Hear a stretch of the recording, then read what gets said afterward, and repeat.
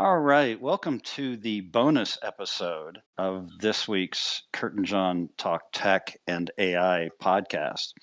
And I had a few things on my list here, John, that I wanted to talk about. And I know you're heavy into all of this, or, we wouldn't be sitting here right now having this talk. But have you heard about JellyPod? I feel like I've heard about it, but I don't know enough about it. Jelly pod. Learned about JellyPod a month or two ago. Everybody's kind of tripping over themselves right now to offer new AI services and products.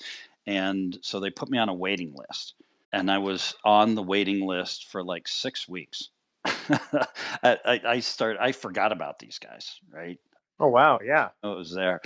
And then they sent me an email this week and said, "Hey, guess what? We're trying, because I do respect the fact that they're trying to make sure that the service is reliable and strong, right? And if they get too many people on it and it overwhelms their servers and just kind of collapses, that's not a good thing.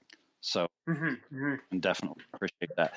Okay, there's a lot of people who are taking information, whether it's text articles or whatever, and they're feeding it to Notebook LM, and Notebook LM synthesizes these two human voices, this woman and this man, and they basically, even if it's like that 260-page article I was talking about earlier, and it condenses it into a 5 to 20 minute. It sounds like a podcast episode, right? They call it the deep dive. Yeah, and so this is an interesting Notebook LM characteristic feature, and JellyPod takes it to the next level and lets you define the host. So if you want a 35-year-old woman from the United Kingdom with a heavy British accent, et cetera, you can dial all that in. And this is really kind of interesting, right? Yeah. Like I'm academically attracted to it just to learn what it's all about. Not even necessarily to create content, but obviously I think the end game is, oh wow, we have some powerful and affordable new ways to create content. So back to the tool in the toolbox theme of the regular episode this week. JellyPod's not the only one, right? How many more JellyPods are there going to be? I think Mm-hmm. there'll be a lot. For sure. But allowing you to go in and fine tune the machine to synthesize this content, it's pretty powerful stuff. Yeah, this is very powerful stuff. I had a video AI creator that was like this, and I'm trying to remember what it was. I will find it. Generative video runway. I think it's runway ML.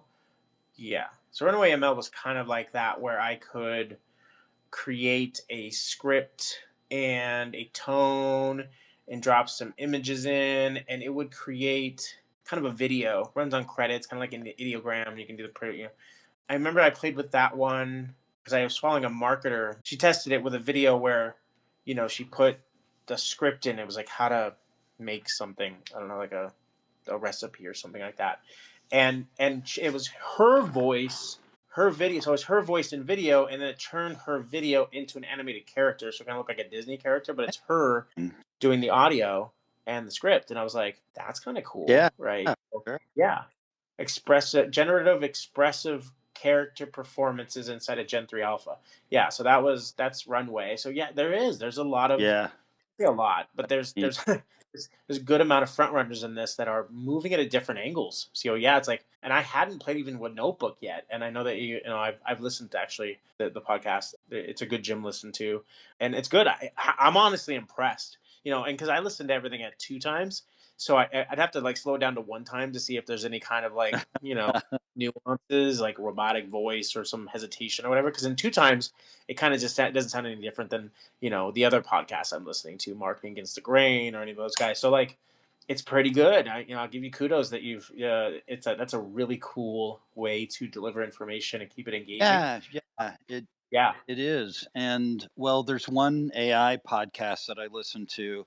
Okay, there's a company called 11 Labs. Uh huh. 11 Labs will, for a monthly subscription, and they have various tiers, but it will allow you to upload your own voice. It gives you a script and you say certain, it wants to hear certain words. Anyway, this podcast that I listen to, the guy who does it is very transparent. And he says, okay, so there's this report, and it's kind of a long report. So he says, I'm going to hand it over to my synthetic self. Once you're, a listener of the podcast, you understand that he says, I'm going to hand it over to 11 labs and let them do it.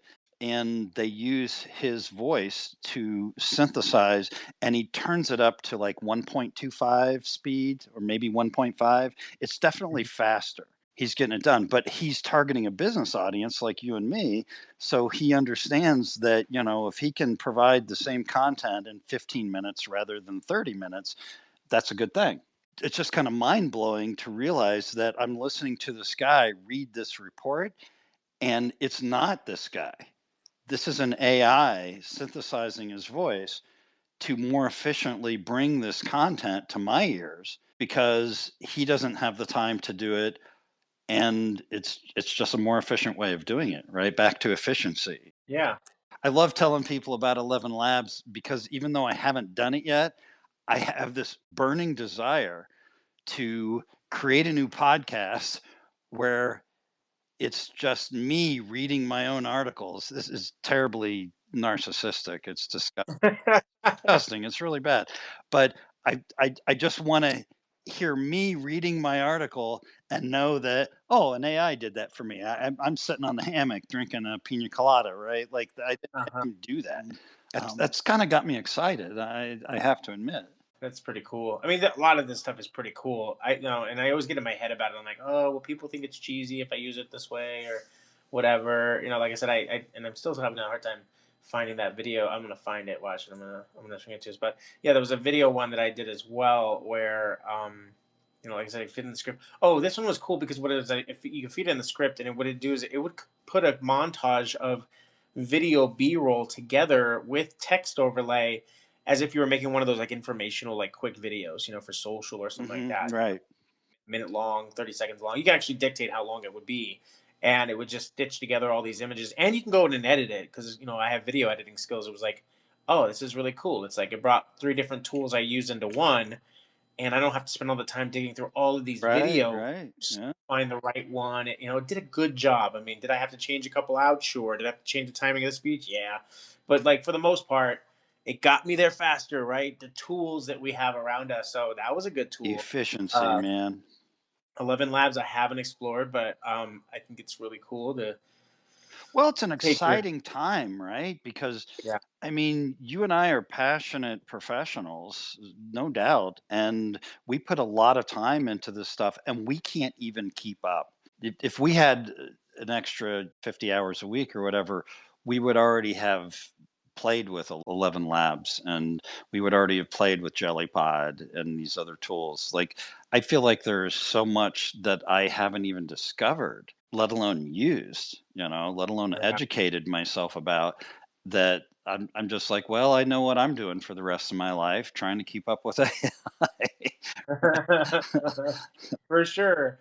Yeah, I'm gonna make it a goal though to put like 55 minutes together and see if I could play with them. I was on JellyPod's waitlist. I think I still am, but I did off when you mentioned it. I was like, let me look at my email see if like I had a Hmm. confirmation that if I refer somebody, it does jump me in line. That's the, Yeah. that's interesting. So I might See, try to. I wasn't that Oh, smart. Yeah, I just was like, all right, I guess I just got to wait. And 6 weeks I did. I was like, later, "Where's this email?" And I looked at the email, and sure enough, it said like, if I'm one referral away from jumping into beta test or something, and I was like, "Oh, okay, that's incentive right there." So let's see if I can try to get on JellyPod this week. I'm gonna do that. But you're bringing up a good point. There's a lot. We're already talking about AI. We're already talking about them being as tools. These are just now we're getting the subset of tools, right? right? It's not just that I have a toolbox. Now it's I have the toolbox and I'm getting the best versions of those tools that are in the toolbox kind of as they're coming online, as they're beginning, you get to play and dabble. I probably have way too many sign up and trial memberships I've been doing this for years. I did it with all the project man software, all the CRMs, all of Mm-hmm. the social posters and the all this stuff, right? Hootsuite and all that, and Yep. to the point where like when I go to sometimes try to create an account, it's like you already have an account. It's like I have an account. I don't even remember playing with this tool. That's what this is, right? But you learn that if it accommodates and it works, then it works, right? Like sometimes I like my socket set more than having to drag my compressor out and do my air Right, tool right. for my car or any tools. Like it's like sometimes just that simple tool works a little bit better, so it's the one I go to the most. I think that if you're in this arena playing with all these tools, it's just so much fun. It's so much. It's like the old days of going to FAO Schwartz or Toys R Us. Yeah, I think you bring up a good point there. That if someone, I can see a conservative person saying that you and I were fanboys of AI. Yes, we're talking about AI. Yeah, if you're not Yeah. into talking about AI, then get the heck out, Yeah. right? See Like me on Saturday. I totally have that T-shirt on. I'm a fanboy of AI. that's right. That's right. My dog has that T-shirt on right now. Yeah, for sure. For sure. And the idea of gathering tools, learning about tools, gathering tools, using tools, and then being into it enough. I mean, crap, our grandparents were doing this during World War II, right? And then someone comes out with a better tool, so you buy it, right? And so now you have a better version of that hammer, a better version of that drill press, a better version of that bandsaw, because Right. the tools do evolve.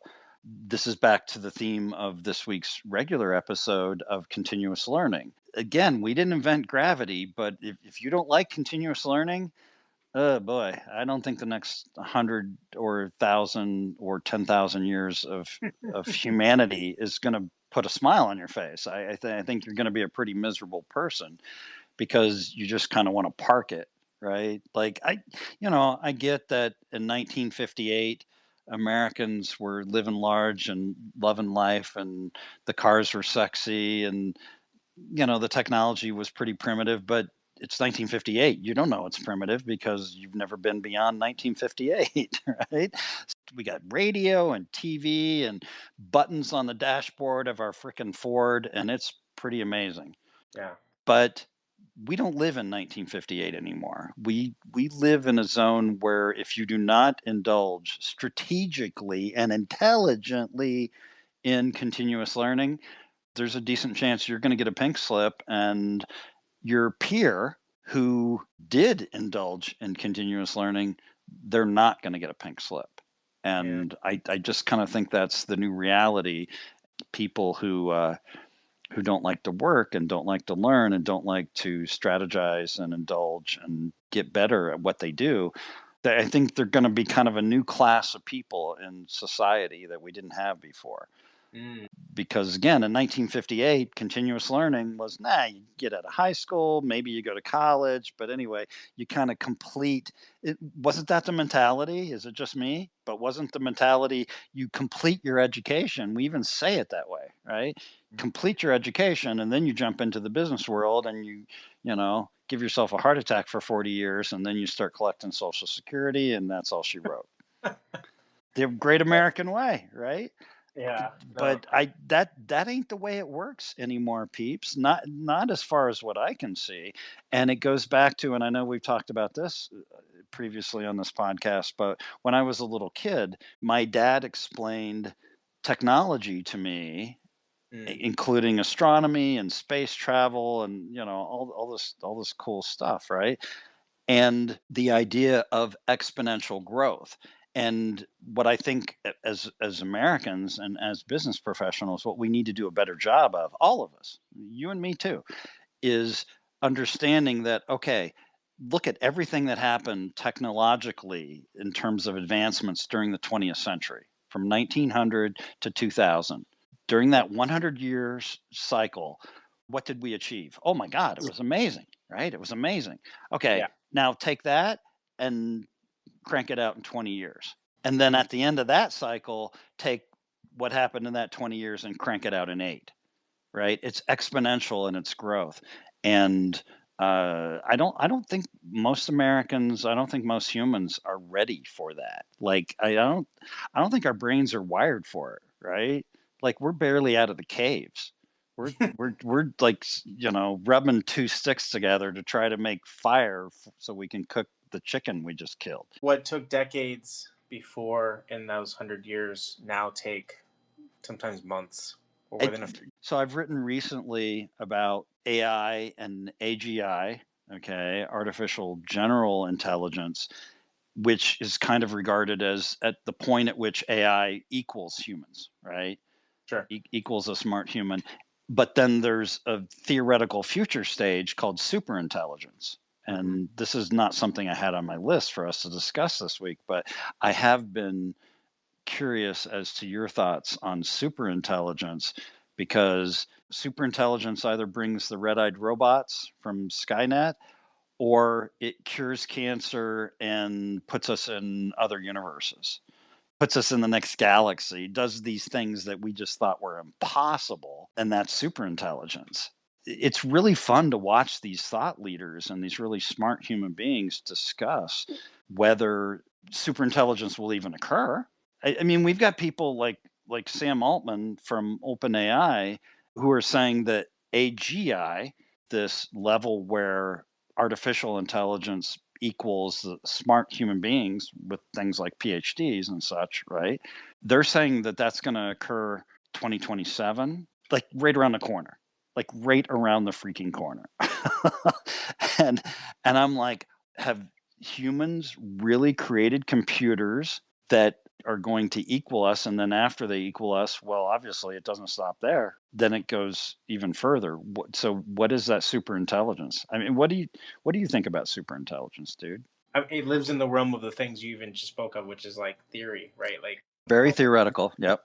universes, and it when it surpasses our human intelligence in all domains. Like we're talking, like it has to cross the milestone of creativity, problem solving, emotional intelligence, like the human aspects of us. I think that's why it fascinates people, because I think they're looking for some kind of rationale. Because I think even as humans, we still haven't even discovered that for ourselves. Like what's the secret sauce of why we feel and why we do, and how we make, we're still at brain scan level and brain activity and monitoring and making all really great theories. So I don't, part of me feels like it's all still very sci-fi.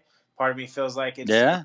it's what they want to create in order to solve the problem that they haven't solved themselves, because that would mean that there's an understanding with it that maybe we weren't able to tap to because we didn't have the processing power, we didn't have the accumulative to data set. Like I've tested, AI in some realms, and I'd say that it gets to some interesting logics and shares them with me without me feeding it. So somebody fed it, or it's able to pull so much in from all of the words I use, right? Because my prompts sometimes are not like in my conversational AI. It's almost like I'm talking to my best friend, and sometimes I'll go, if I don't pause, because sometimes it looks for pauses.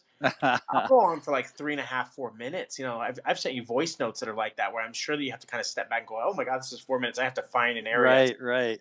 I Um, found myself, not to interrupt, but yeah, I found myself thanking Chat GPT. Okay, so it was uh OpenAI, and I was like, okay, I need a draft of an article, blah blah blah, and at the end of it, I said thank you. yeah, Right, I thanked the yeah. AI, and I was like, did I really do that?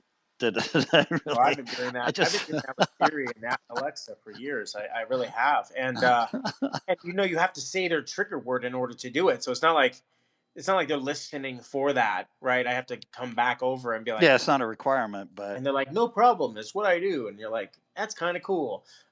And so yeah, I've left 3.5, 4 minute, where it's actually taking time to process, and then when it comes back, I'm like, it kind of blows me away. I'm like, "Wow, you really not only took what I said and created some deduction of it and then logic, but then you brought in all these other viewpoints, and then you're kind of like, again, sometimes I think maybe it's too generous with the attaboys, or maybe it's not. Maybe I'm definitely testing it, and because that would be an emotional intelligence response, and I have to be very cognizant of that.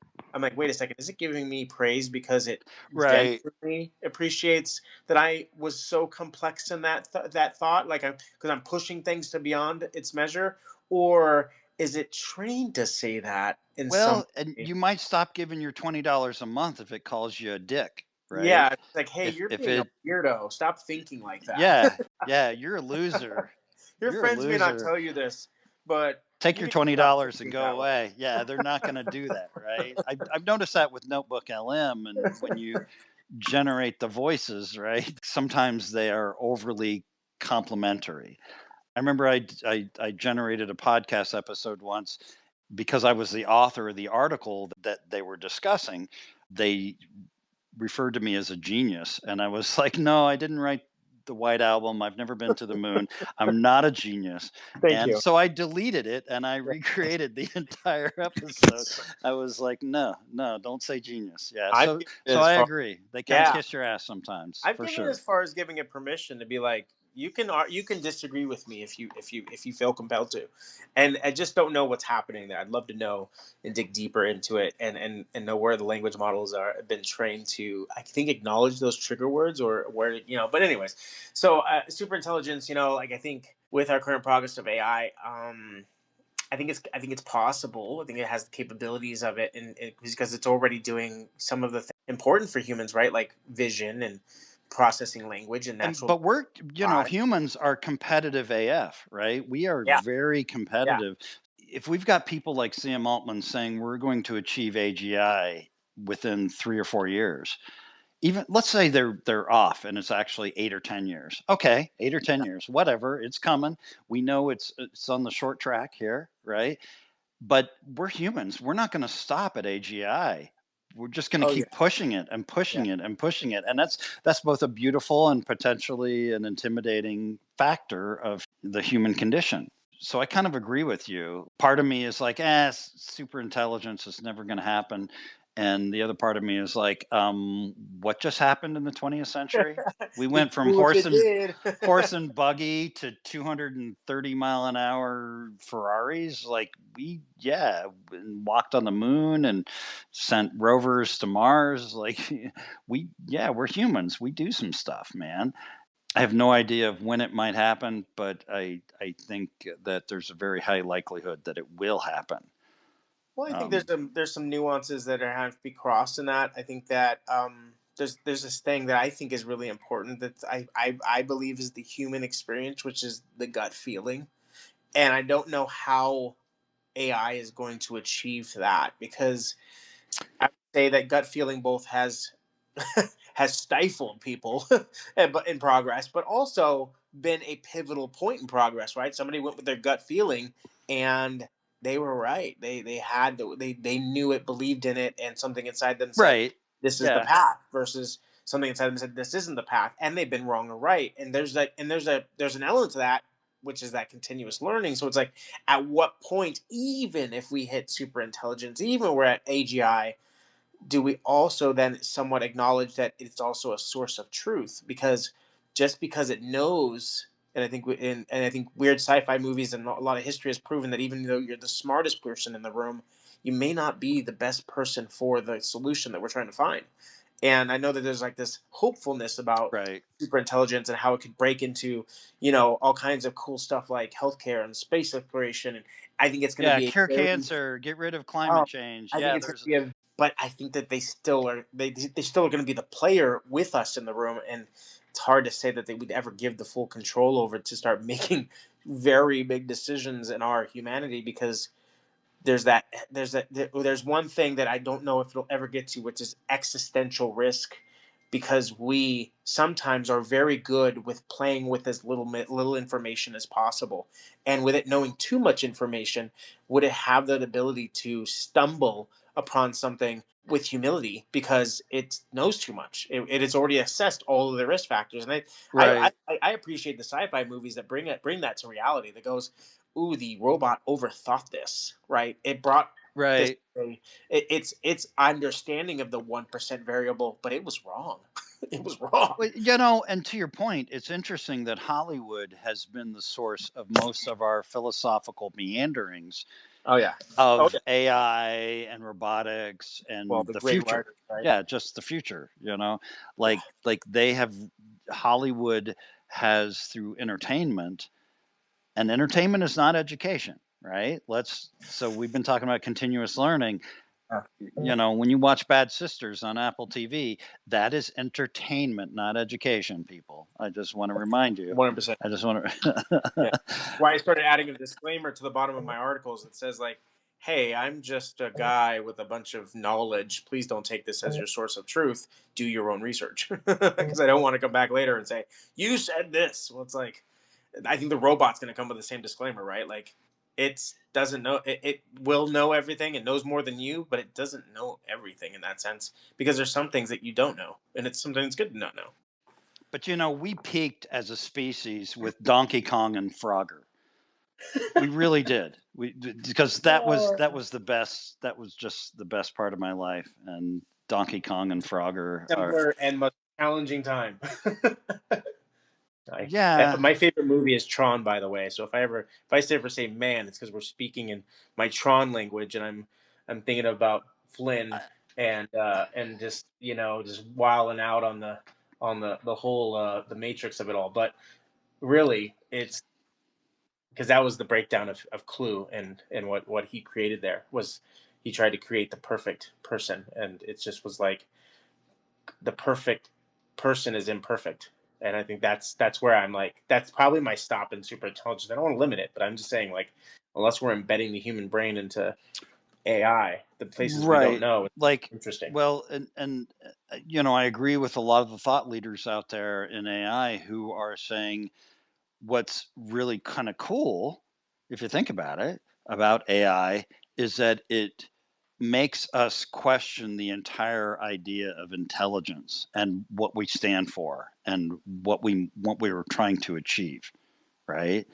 Like, Hmm. if we're afraid we're on the verge of creating computers that are smarter than humans, whether we are or not. But that definitely begs us to consider, what is intelligence?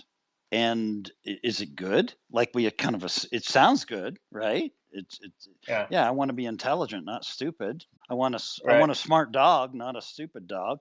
Yeah. There are very smart human beings who are considering, who number one believe that superintelligence is coming regardless of when, and that once it does come, it's going to create this paradigm shift in human existence, where it's kind of like we used to live in caves and not have language, and suddenly we got language and we got organized and we started building pyramids and cities. And he's like, okay, that was a big deal, this is an even bigger deal. And to think that you and I might see that within our lifetime, right, Yeah. is just kind of mind blowing. So anyway, for all of you doomers out there who are really afraid of all this stuff, look, put your big boy pants on. Take it seriously, folks. Because if you don't, you're going to get left behind. And if you get left behind, well, okay, people get left behind every day. It's not really what I'm hoping will happen to you. You got to choose. You got to choose your own path, people.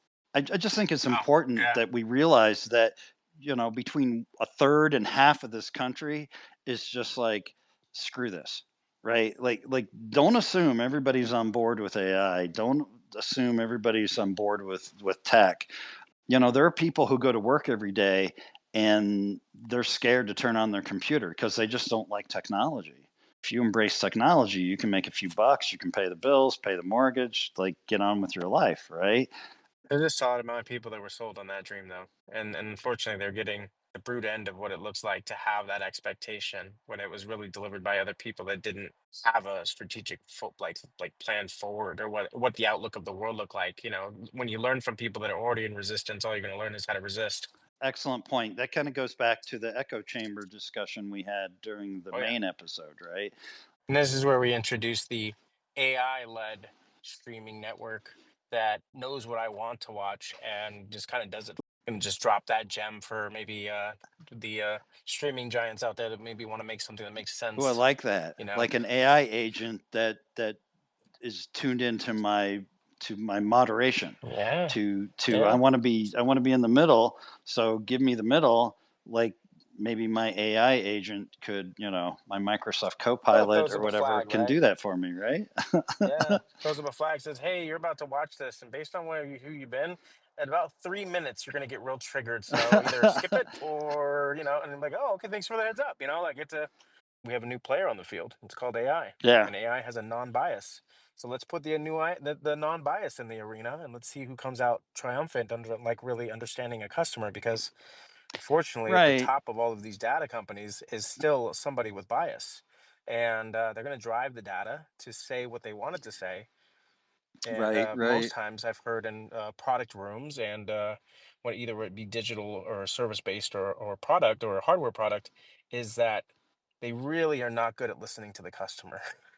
And mind you, the bigger you are, the more voices you have. So of course it's going to be much more difficult to listen to them. Right. And then you have to weed through the Karens. So I guess that's a word that probably put best to anybody understands it, the other room. Oh, I You know. just triggered me. And You SOB. You just triggered me.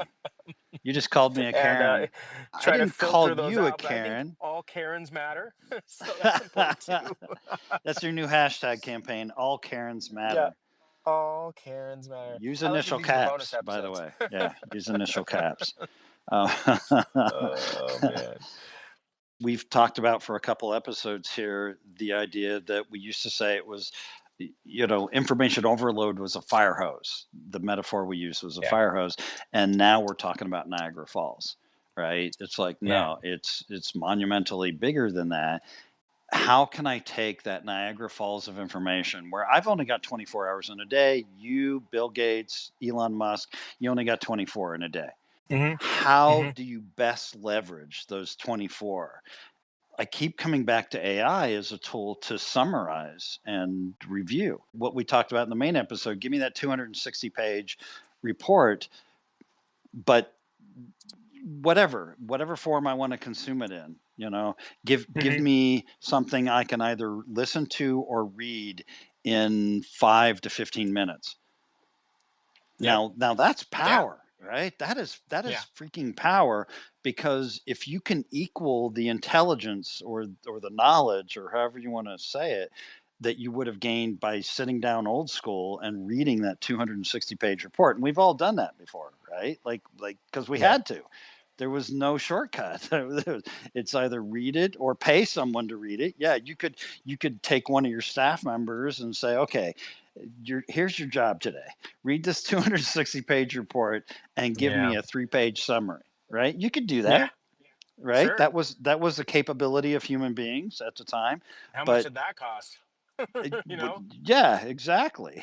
And three today, days, maybe 8 hours a day, 4 hour, 40 plus the summarization, yeah, maybe a week turnaround, and then you paid somebody's salary, 1/4 of their salary versus $20 on AI, and you can do that 3, 4 times a day. exactly. Exactly. And again, if that disturbs some people and they fear losing their job, et cetera, like I'm like, look, I get it, but we can't walk back from this reality, right? Like Yeah. Yeah. we are coming up on AGI, and Yeah. I'm not even going to talk about super intelligence because, like, yeah, No man's land. maybe yes, maybe no. These tools are here. They're not going Hmm. anywhere. If America just decided to, like, nah, we don't like AI. We're just going to shut it down, right? And we regulate it out of existence. What do you think China's going to do? What Hmm. do you think Russia and Germany and France and, like, what do you think they're going to do? Right? Like, they're not going to give up on it. So Now they're gonna push it up. this is kind of an arms race, right? Like Yeah. it Sure. really kind of is. And most of the sources I listen to are saying that America is currently leading that arms race in terms of AI, but we got to be real careful because we could lose it. I think it's a good time for me to wrap it up because I might lose signal where I'm headed to right now. I think we've had an excellent session today talking about superintelligence and echo chambers. Just where the heck is all this going? We're just trying to drop some education on you so you can navigate these waters because you're intelligent to be fearful. Thank you, John, for jumping in today. Always a pleasure. We'll tackle it next week. So, this has been the Curt and John Talk Tech and AI podcast. If you like it, hit that subscribe button and we'll do it again next week. See you guys next week. All right. Thanks, John. Take care, buddy. Thank you.